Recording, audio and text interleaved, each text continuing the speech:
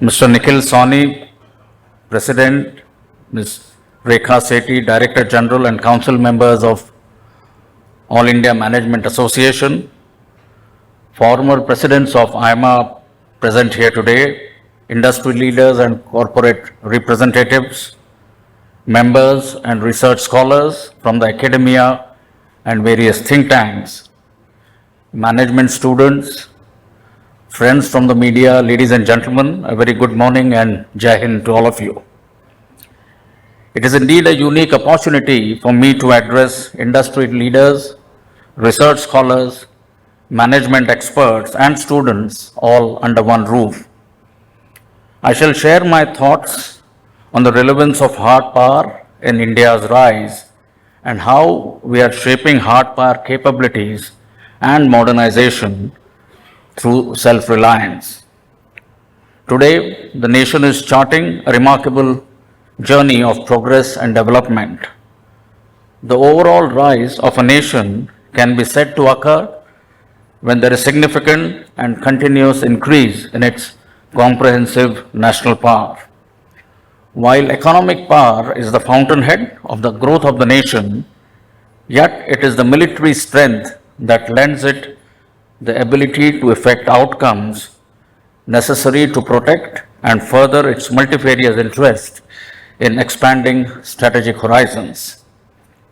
The relevance of hard power finds reflection in the precepts spelled out by Chanakya, and I quote, "अगर शास्त्र को भूलोगे तो अपनी संस्कृति खो दोगे और यदि शस्त्र का त्याग करोगे तो राष्ट्र ही खो दोगे."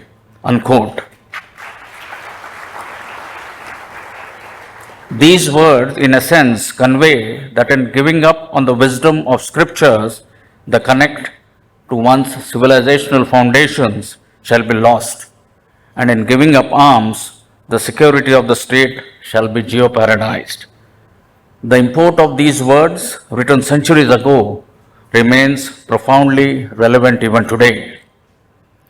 The current geostrategic landscape is characterized by change taking place at unprecedented scale and speed. Recent geopolitical power plays have displayed that national interests, as far as they are concerned, countries will not hesitate to go to war. And these developments have reaffirmed the relevance of hard power. The importance of hard power is perhaps best captured in the words of the founding father of the United States, Mr. Alexander Hamilton, who said, and I quote, "Security is not possible without power, for a state despicable by its weakness forfeits even its freedom to be neutral." Unquote. The relative lack of heft of Japan and Germany post World War II further amplifies the point that economic power alone is not insufficient for a nation to rise. Military strength and capabilities are necessary to prevent war, to present a credible deterrence, as also enabling a robust response to threats and winning wars when required across the entire spectrum of conflict. In our quest to achieve and sustain hard power quotient, we need to be alive to the implication of external dependency to meet our defense requirements. The impact of supply chain disruptions and weaponization of denial regimes came to the fore during the pandemic, as also from the lessons of the ongoing Russia-Ukraine conflict. These developments have underscored that the security of the nation can neither be outsourced nor be dependent on the largesse of others. The need to be self-reliant in meeting our defense needs, both in acquiring new weapon systems or equipment and sustenance of existing ones by meeting ammunition, spares and maintenance demands and achieving self-sufficiency in critical technologies is hence a strategic imperative. In the context of capability development, if we are import dependent for critical technologies on countries that possess them, we must be very clear that these countries shall never share the best technologies and we will always remain one technology cycle behind. Let me now briefly touch upon the Indian Army's transformation initiatives, of which modernization, technology infusion, and Atmanirbharta are key facets. The unprecedented trends in the geostrategic landscape, the limitless potential of disruptive technologies, the transforming character of modern wars, and the profound changes in the socio-economic domain are the four key drivers of our transformation efforts.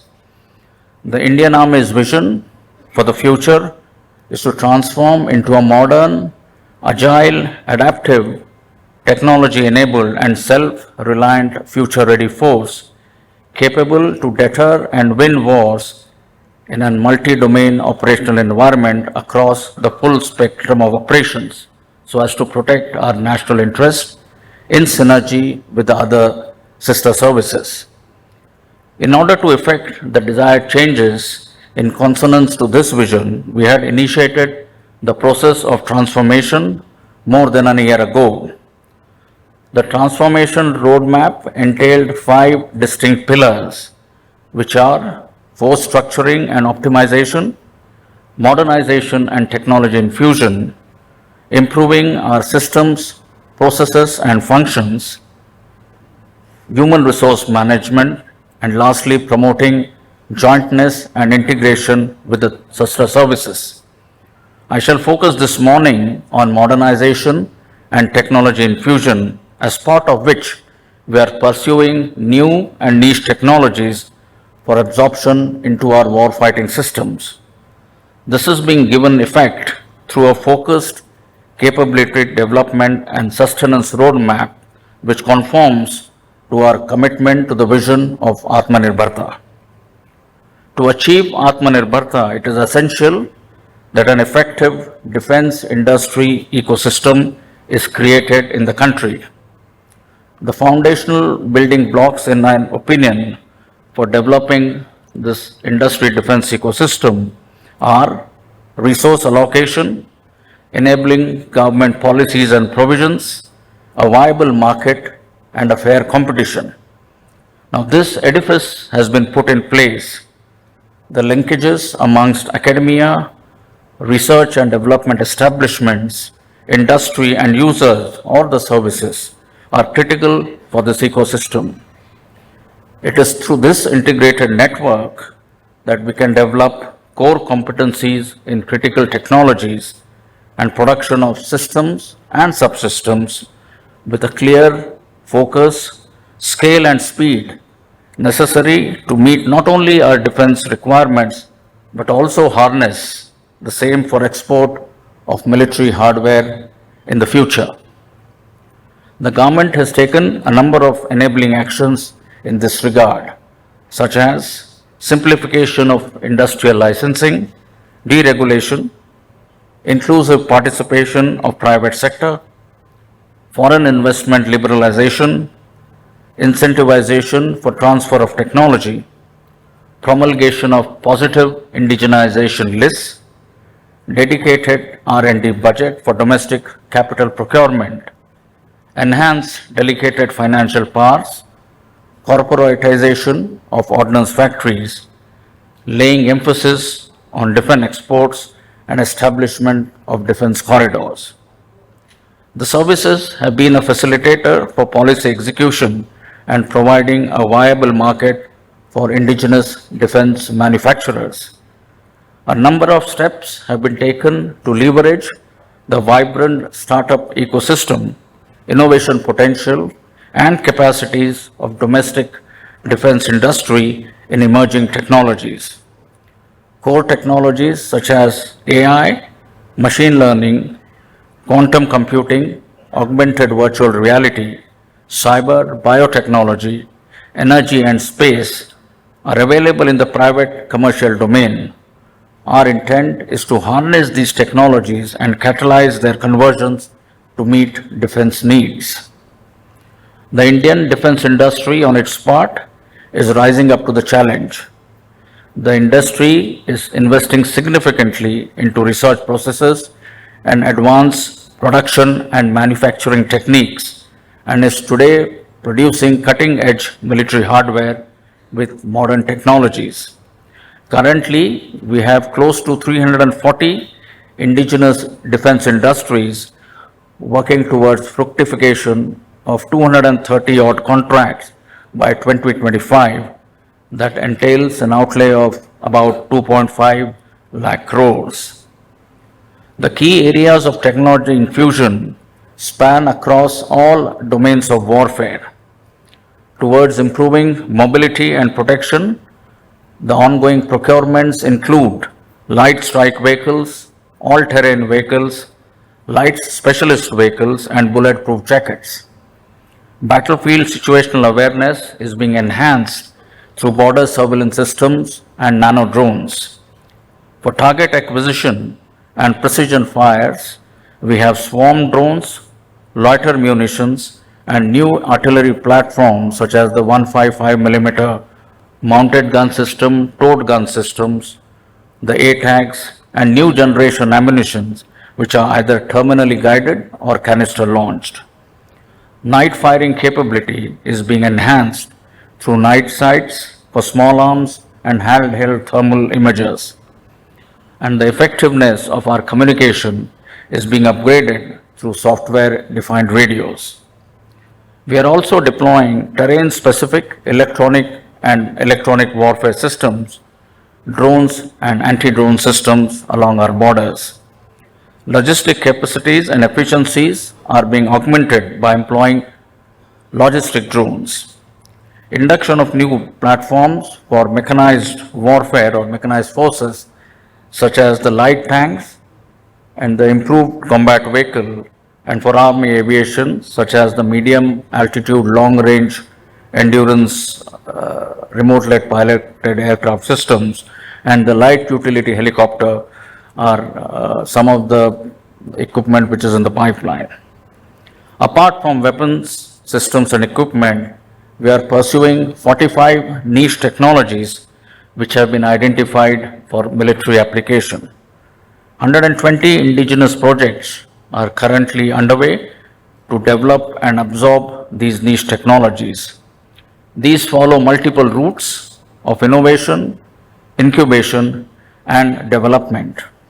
Centers of excellence have been established by us in our technical institutions, including the 5G test bed, the AI lab, and the quantum lab.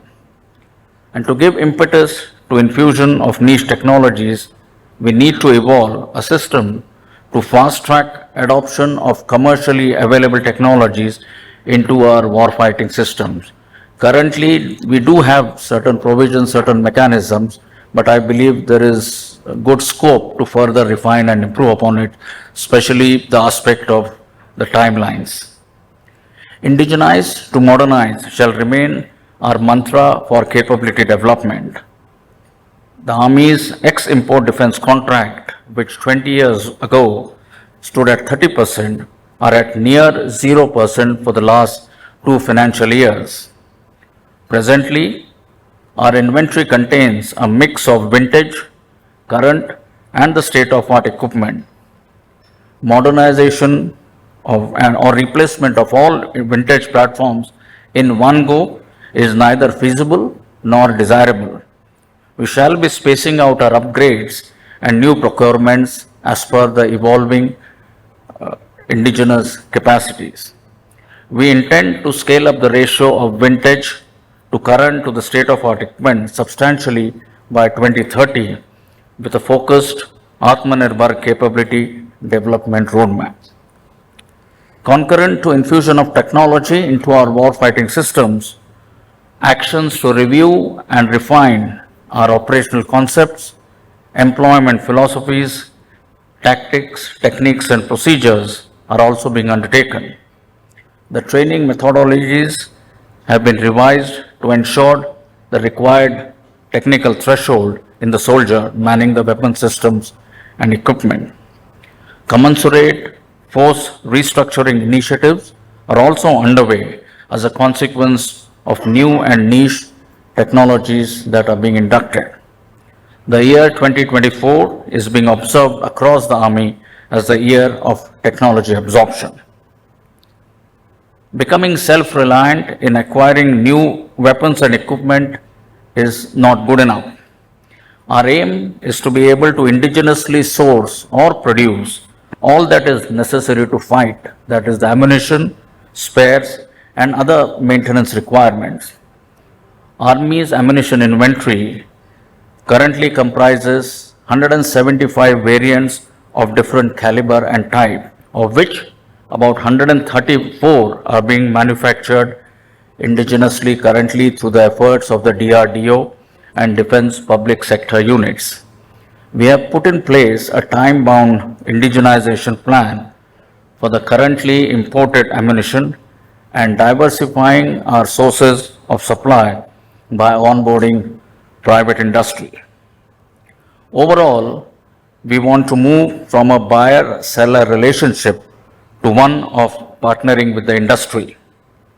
A possible approach to develop the defense industry ecosystem would be to adopt the national champion concept, wherein we identify and support indigenous industries in strategic sectors to become leaders in respective core competencies and exploit their excellence in innovation, production, and competitiveness on both national as well as global scales. Weapons manufacturing, aerospace, shipbuilding, and electronics are some of the sectors that can be looked at. The cumulative efforts of the Indian Armed Forces in pursuing indigenous procurements has been a catalyst for growth of indigenous defense industry, thereby laying the foundations of a globally competitive defense industry. The payoffs are visible in the volume of Indian defense exports in the financial year 23-24, which stood at approximately 21,000 crores, marking an almost increase of 30 times over the past 5 years. The fact that 60% of these exports have been manufactured by the private defense sector is a testament to the defense manufacturing ecosystem that is taking shape. The nation today exports defense hardware and software to more than 85 countries, driven by close to 100 indigenous firms. These capacities that have accrued will contribute significantly in the nation's progress, I believe, towards becoming a $1 trillion economy. Swadeshikaran says Sashaktikaran is a work in progress where all stakeholders, be it the services, industry partners, startups, R&D institutions, academia, and the policymakers have a crucial role to play. We are moving forward collectively in a confident manner. Exercise Bharat Shakti, of which Mr. Kirloskar had made a mention in his opening remarks, which was organized last month in Pokhran as a tri-services live firepower maneuver and display exercise, has effectively demonstrated the robustness, capability, and reliability of Made in India weapon platforms and systems currently in service with the Indian Armed Forces. The Indian Army remains fully aligned and integrated with the national vision and objectives. If we as a nation have envisioned and taken up the resolve to emerge as a developed nation when we celebrate our centenary milestone, then the foremost mandate that emerges is that we need to ensure that the nation's security is not impacted in any way so that its progress continues unabated. Towards that, a self-reliant and future-ready Indian Army shall continue to contribute meaningfully to the aspirations, goals, and objectives of a rising India. Thank you and Jai Hind, ladies and gentlemen.